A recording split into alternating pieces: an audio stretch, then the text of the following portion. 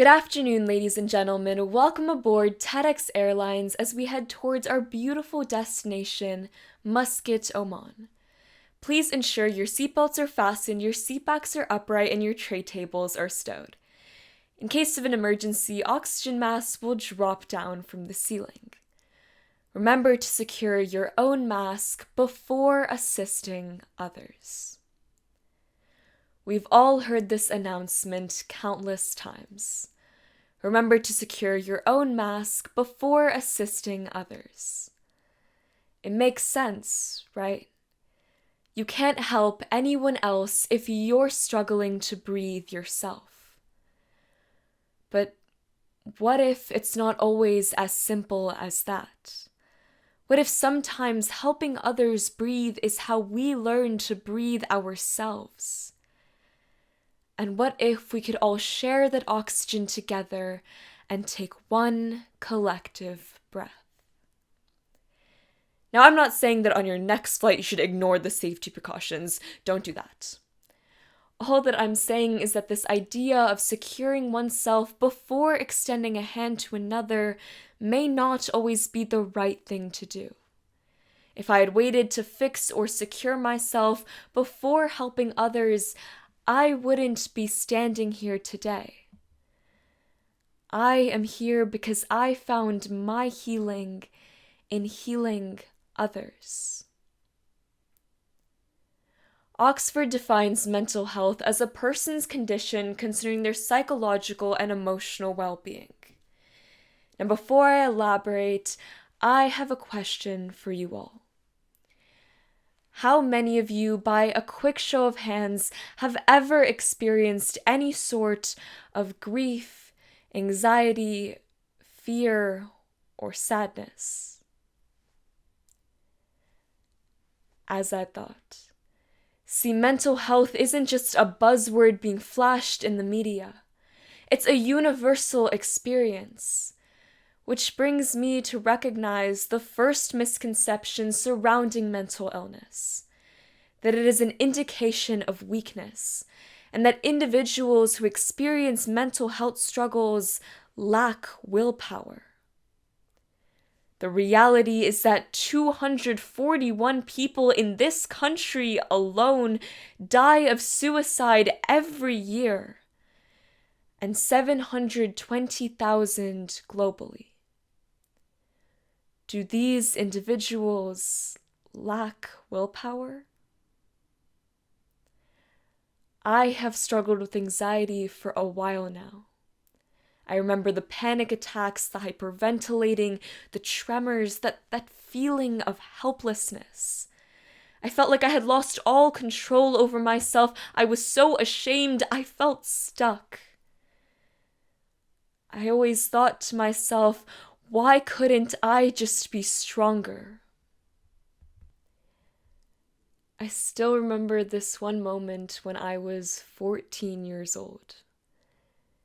It was any other day at school, and I had just taken a seat at my desk. I glanced over at my best friend, my only friend at the time, the person I'd laughed with, cried with, exchanged meaningless gossip with, and shared my deepest secrets with.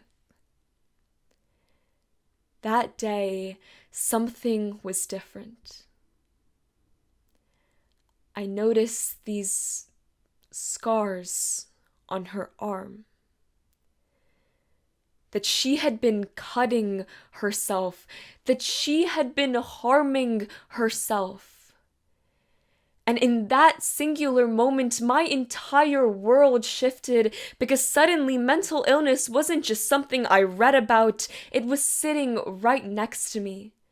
It was written and embedded on the skin of someone I cherished.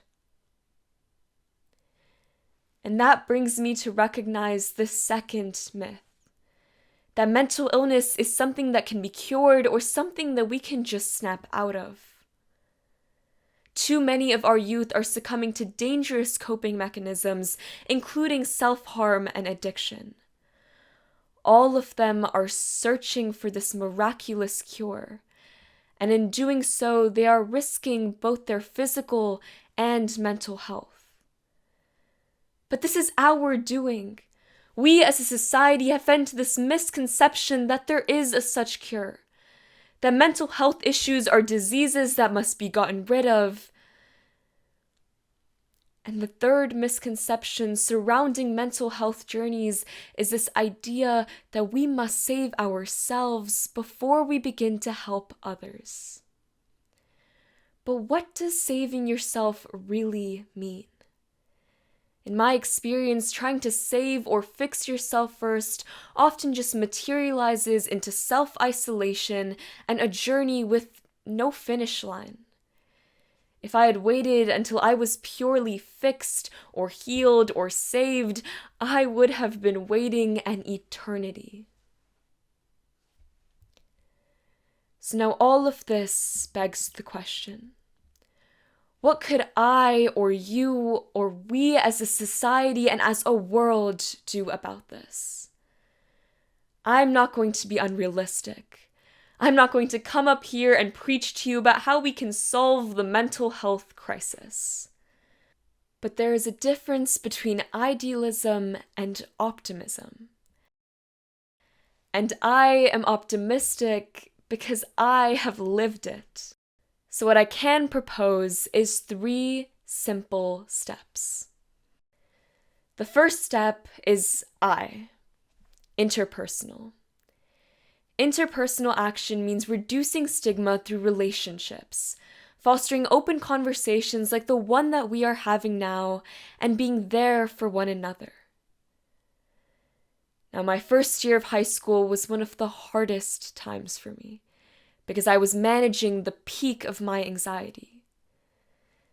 Then stepped into my life Miss Stacy Fernandez. She is one of those teachers who cares about each of her students on a personal level.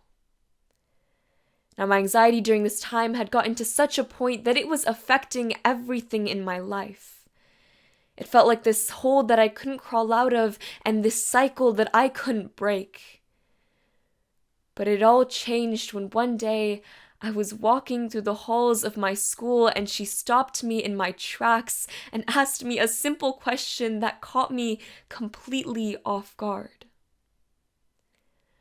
Are you okay, Simone? Now, this seems like nothing, but it was everything. For once in my life, I felt utterly naked under her question and completely seen. She believed in me. And there isn't a day that goes by that she doesn't remind me of that. Something about this relationship, it flicked a switch in me. It's as if all along I was waiting for someone to notice and someone to care. And that is what interpersonal action does.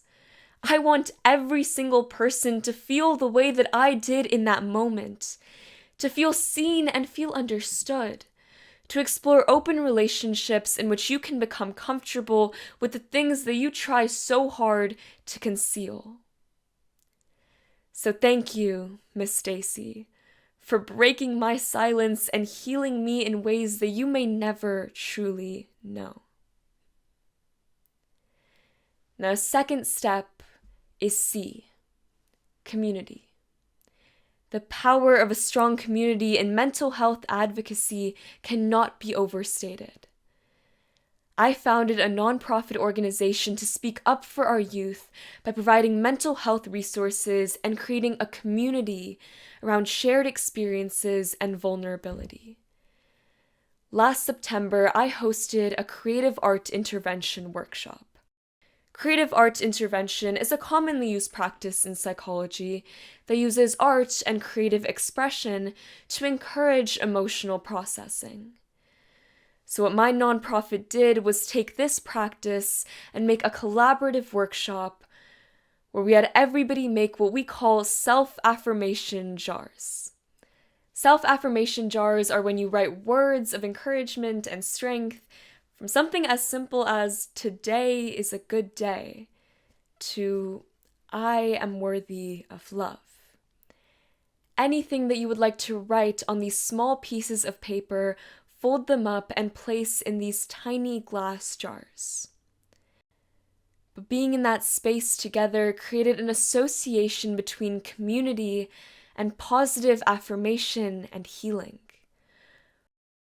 where growth becomes less of a burden on one person and more of a collective journey, where we can facilitate both our own healing and that of others, when we realize that the two go hand in hand. People all over the world are struggling. But imagine if we could combine all of our struggles and our hopes and our fears, and create a safety net, one in which nobody will be left alone to fight their battles. Now, the last step is you. Unity. Unity is where interpersonal connection and community involvement collide to create a cohesive and supportive society. Last summer, I had the privilege of working with a state politician and collaborating with her on our common goal of mental health advocacy. I witnessed the assembly member at the Care Fair give a powerful speech to her community about her experience after losing her husband of 25 years to suicide. What is inspiring is that her grief actually motivated her to make real change in the way that mental health is handled systemically. She is a spokesperson for suicide prevention in the state assembly, and working with her not only showed me the power of unity, but also what I aim to do in this field. Unity requires us to work across sectors: healthcare, education, and government, to bridge the gaps in mental health care. So now look at what we have created. Interpersonal, community, unity. I see you. I see you, because I do, and I hope that you can now see me. I hope that we can all see each other, see beyond the surface level to the parts that we try to conceal and the parts that we bury deep down. Because only then will we truly see each other for the very first time. Let us work together interpersonally, in community, and in unity to create a world where stigma is eradicated, mental health is prioritized, and hope is fostered. And if I, a 17-year-old girl, can find the strength to break free and move forward with her struggles, how much strength do you think that we hold as a collective? There's only one way to find out. Thank you.